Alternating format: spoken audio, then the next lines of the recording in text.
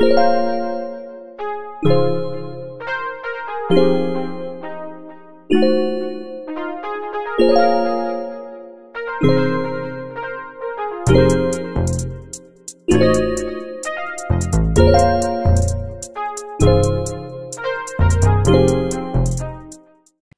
so I filmed this about like 15 times trying to get the right intro for this video to explain what the heck it's going to be about.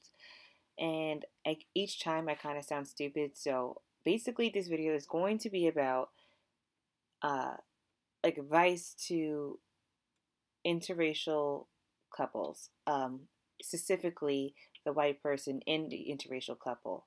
There's going to be advice for them, how to be a good ally, and just how to be understanding, because interracial dating is hard, and it's not an easy challenge. And if you're doing it, it's best to know what you're getting yourself into and how to do it right, I guess.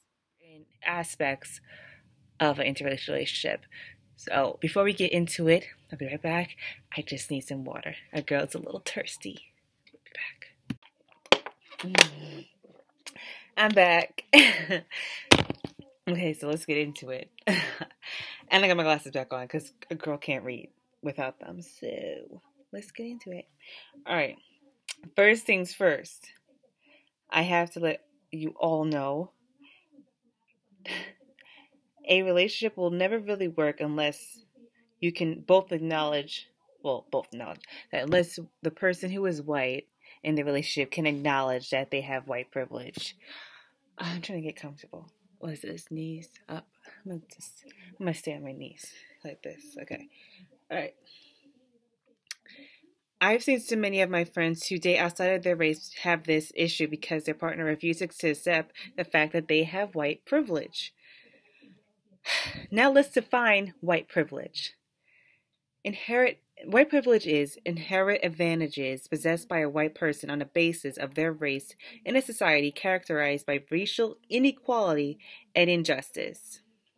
Now, I will post that definition up on here so everybody can see that, if you can understand what I was saying, because I speak quite fast. And I'm working on that. I have to enunciate. All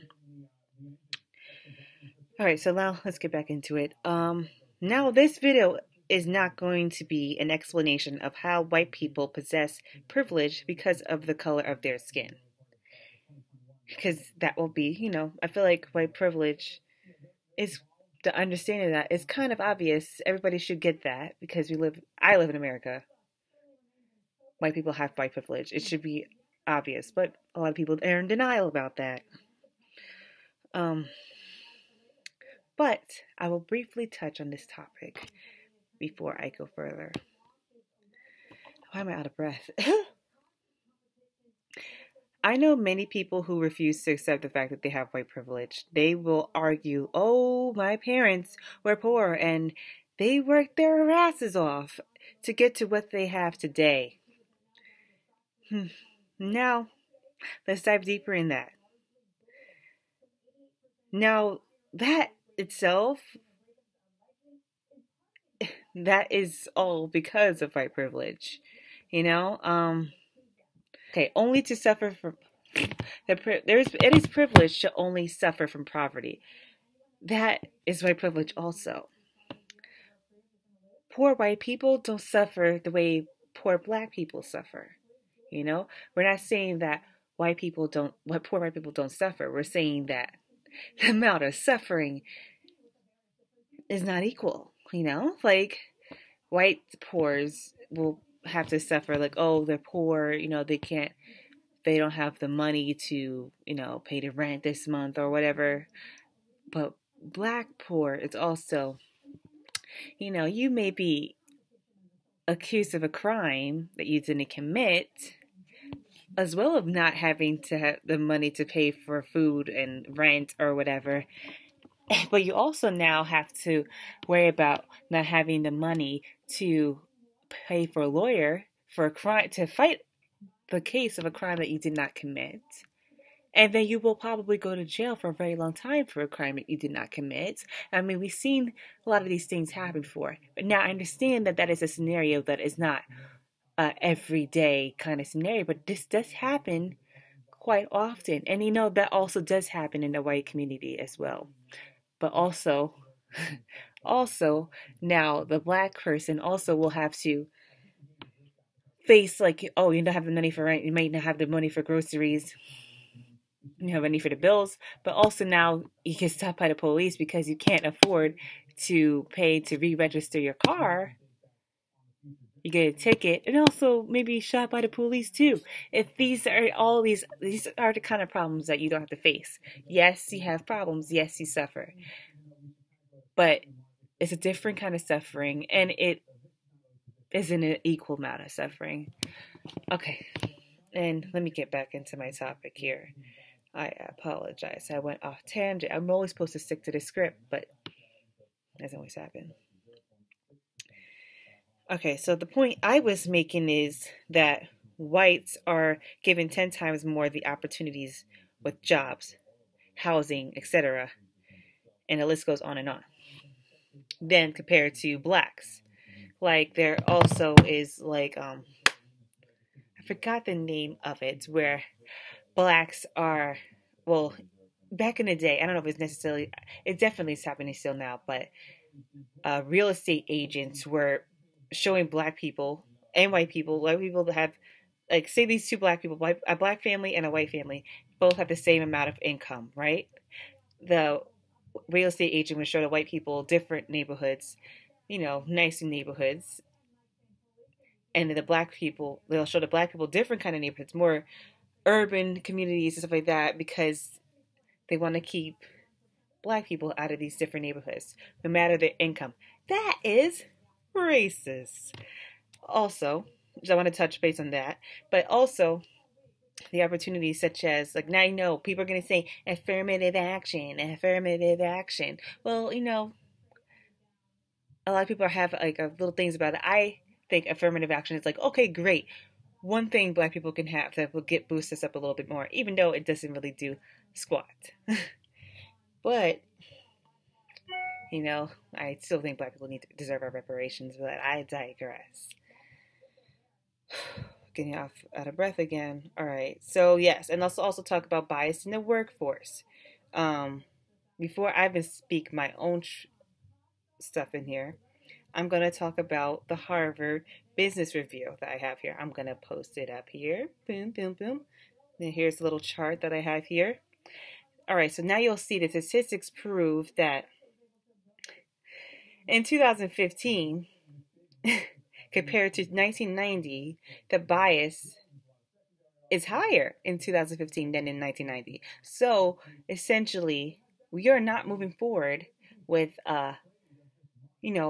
how we treat minorities. We're treating them worse as we did in 1990, which is before I was born. That itself is just incredibly disappointing. We are moving backwards, y'all. Truly. There is still inherent bias against blacks in the workforce. I really hope that one day I will live in the world where there isn't inherent bias against black people anywhere. Like if I'm just walking down the street, there will not be a Karen that snatches her purse and her pearls like, ooh, when I'm walking down the street. Especially it's happened to me several times when I was in Manhattan. Oh, little brief story time. I was walking, this has happened, when did I get married? I got married in 2016. So I think this happened perhaps,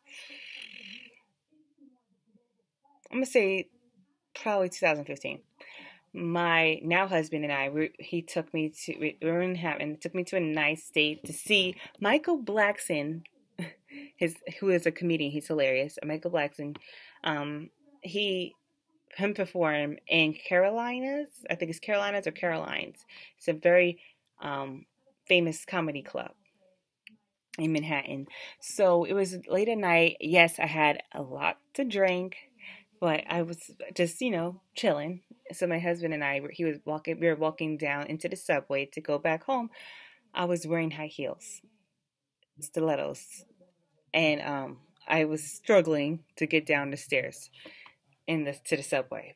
So obviously, I'm not paying anybody attention. I'm focused on what I'm doing. I'm inebriated and I'm walking down the steps.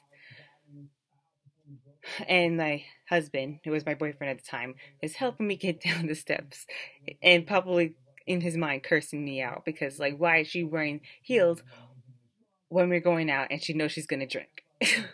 Which I did all the time and I always needed his help. But I digress. Walking down the steps, and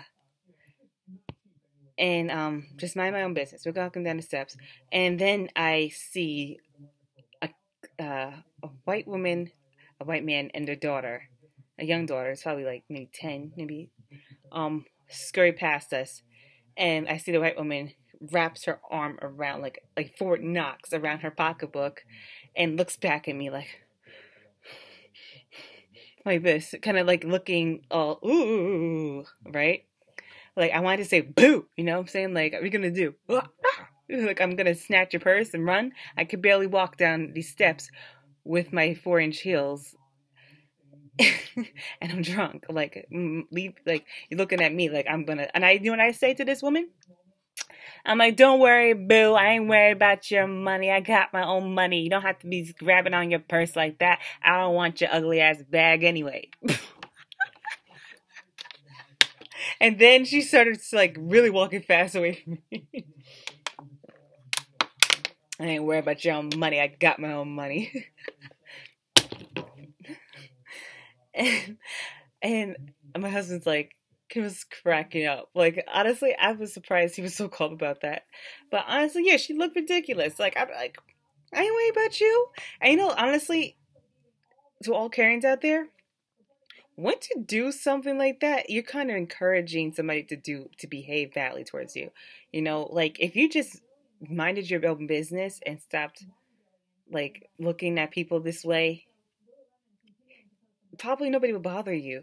Like you're looking all scary like that. You're encouraging somebody to do something. Like I never even thought about. I wasn't paying no mind until she did that. So, and honestly, in my mind, I was like, maybe I should just grab this lady's purse.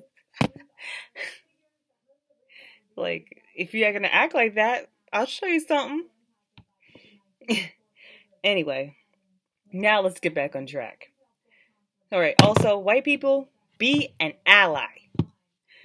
This is what you need to, like, if I didn't describe in this video is going to be about advice to the white person in this relationship to how to be a better partner to your black partner. I'm sorry. You're going to need to do a couple of these things, and I'm going to describe how to be a better partner, how to understand more. Alright, so be an ally. Do not pretend to be black or to act like you can relate. You cannot relate nor begin to understand. You will never be killed for the color of your skin. You will never be murdered by the hands of your own, not behind the hands of your own people. Be murdered by the hands of the people who are sworn to protect you. You will not be ignored when you are saying something isn't right when you're giving birth or you're in pain still. From the hands of negligent healthcare workers. Or die in childbirth when you're saying something isn't right because by the hands of negligent healthcare workers. You're also not likely to be lynched for jogging in your own neighborhood, or shot for eating ice cream in your own apartment, or shot for sleeping in your own apartment. And the list goes on. As a white ally, we want you to listen, learn, and adapt.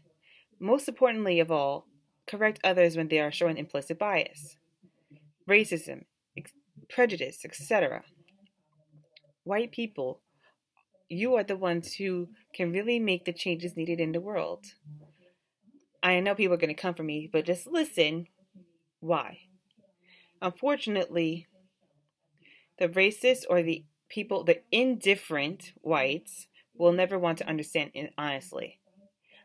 Not honestly, the racist or indifferent whites will never want to understand. Honestly. They really won't.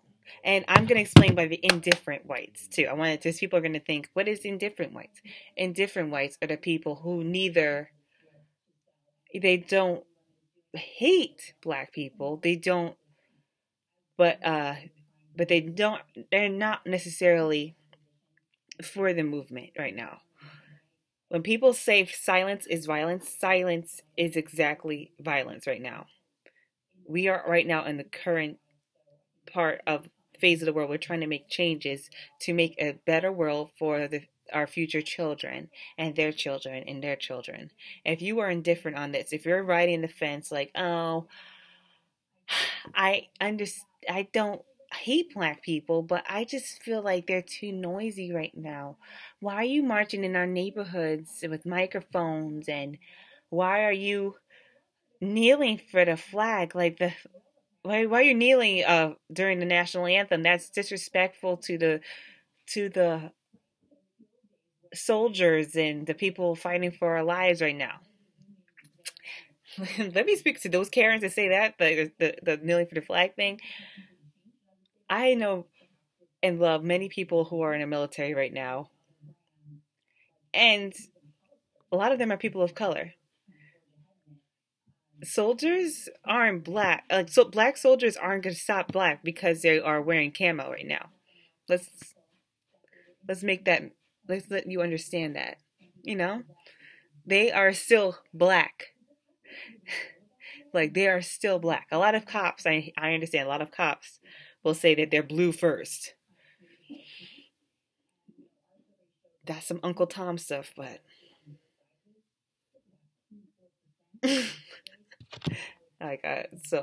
but I know a lot of soldiers do not get upset by people kneeling for the national anthem. Kneeling, honestly, is a little bit more respectful in some ways. Like, people kneel when in some kind of sports event, like in soccer or football, when somebody is injured and they're taking them off the field. That is a way to show respect. That is a way to show respect to their teammate or to that player. So in many ways, I think it's more respectful than standing for the flag with your hand over your heart. And it's a flag. It's a flag. It's a flag. And also, we are in a free country, so we can do essentially whatever the heck we want. Technically, according to the Declaration of Independence, we are free to do whatever we want. I think it's one of the amendments. I can't think of the right to freedom of speech. Boom. Yeah. So stop trying to impinge on our freedom of speech. You weren't infringing on your freedom of speech when you guys were saying how much you hated Obama and how Obama was part of the ISIS or something like that. I heard a lot of these people say that. People said, some woman told me, oh, Obama was part of ISIS, right? There's actually records saying that he was sorry for it. Somebody actually told me this. I'm like, the things I would listen to people say back in the day when I was younger. I was way too tolerant then. Anyway. People will get mad when people will protest on the road, and they'll be blocking I was in all these protests before I got hurt. We were blocking the roads, and people would be upset. Oh, I can't get to work. Da, da, da, da. Like all these complaints about the things that's what the protest is, but instead of looking at the bigger picture, they never wanted to take 5 seconds to think, why are they doing this? What is the bigger meaning? Talk to somebody of color who are a protester. They will be more than happy to explain to you why they're doing this. But they would never understand. They do not want to look at the deeper meaning of these things. Those are the indifferent whites that riding the fence. They're like, oh, I understand that they have rights, but at the same time, I really want to go to work, or I really don't like how your approach to this. It's very violent. It's very hostile. Essentially, these people the counter protesters, they look at us like a swarm of gnats, just buzzing in their way. White allies, you are the ones that can make them listen. At your holiday gatherings, at your dinners, you can be the ones to make them listen. Now, I want to go deeper into this now. Like, I gotta give you guys props. White allies are doing their thing right now. I'm so proud of y'all, and I'm so happy to have y'all as friends and allies. You know, I really appreciate y'all. Like, Black allies are dying with us in this protest, dying for us, and I have so much respect, and it's terrible. So we, as Black people, need to be more supportive as them as well. You know, have their backs as they have ours. Because these people are literally stepping in front of us to be the barrier between the racist whites and us. They're literally being human shields for us. Like, it's amazing. I've never seen anything like that. It's very powerful and moving. But like, that's what I mean. The white allies, you're the ones that are really going to be the ones that make them listen. They are not listening to us. We are annoying. We are noisy. Period. But that's what also you need to do when you're dating a Black person, to be that ally, to listen, to be the shoulder to cry on, to be the person that's going to talk to the police when you're pulled over and they're trying to take, your boyfriend to jail for no reason, or take your girlfriend to jail for no reason, or take they to jail for no reason.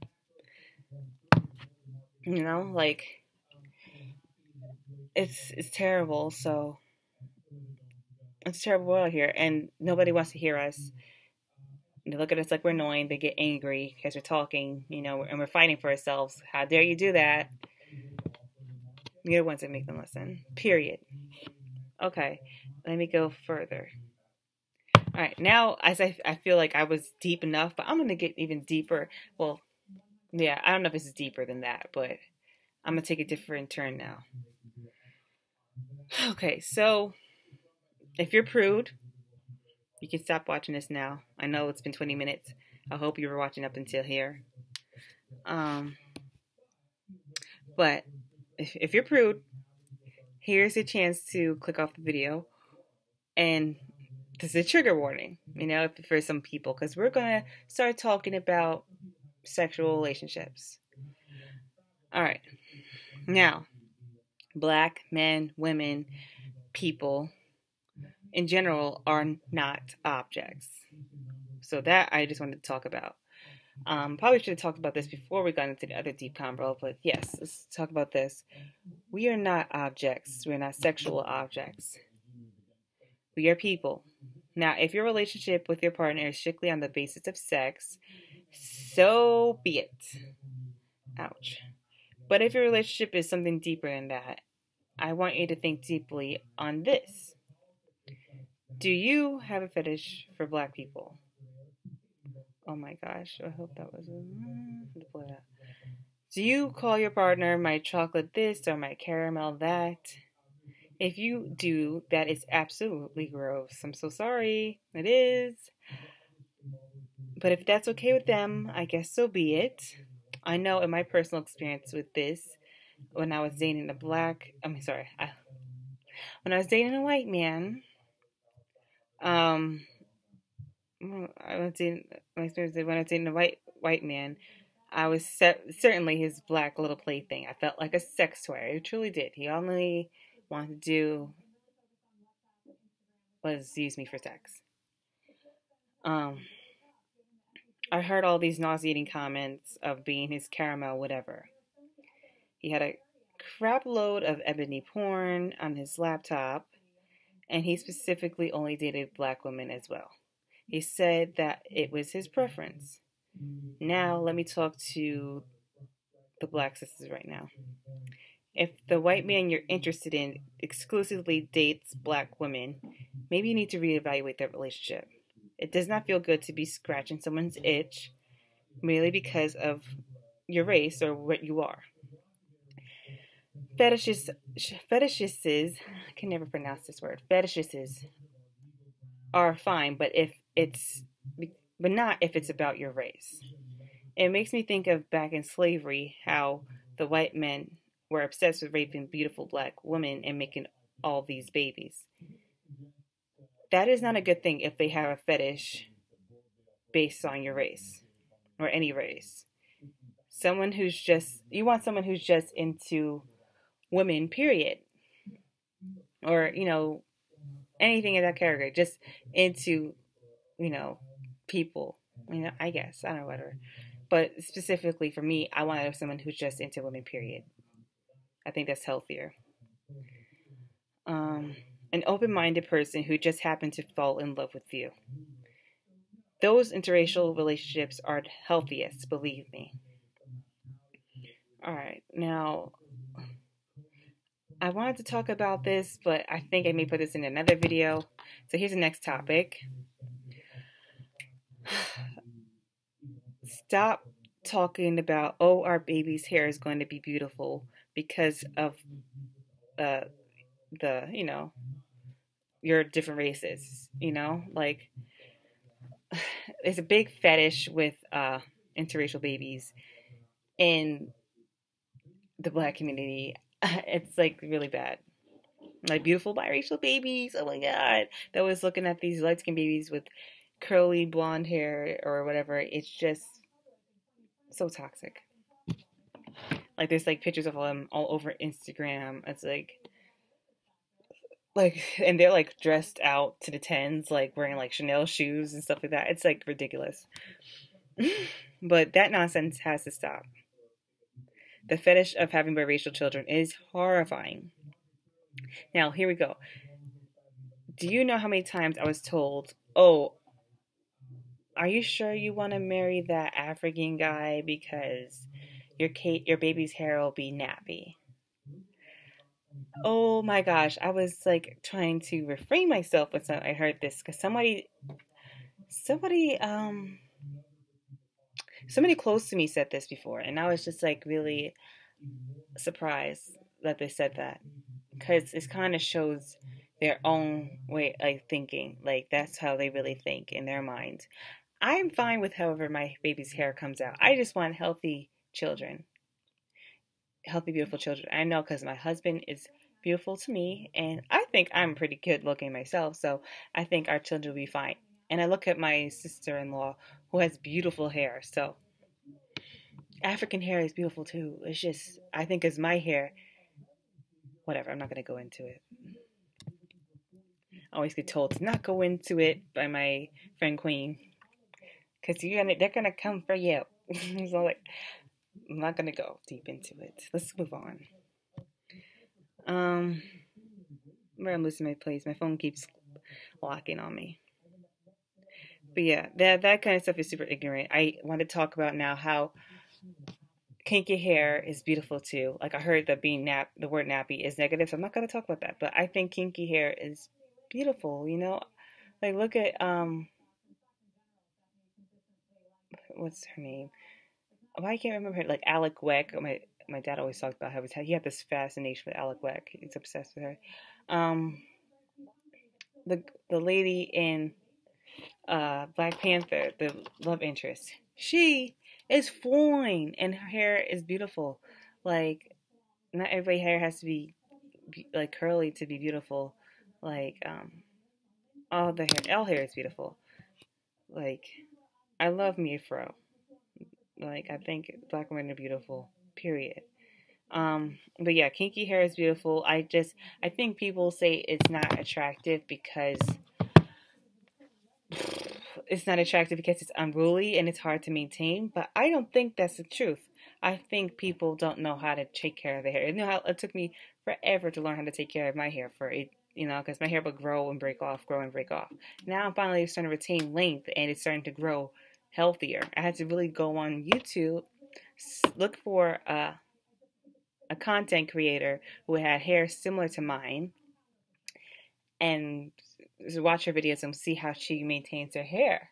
I think I will My hair right now is in a protective style, obviously. I had surgery. I can't be doing my hair with a bad shoulder. I can only lift my shoulder up to like here comfortably.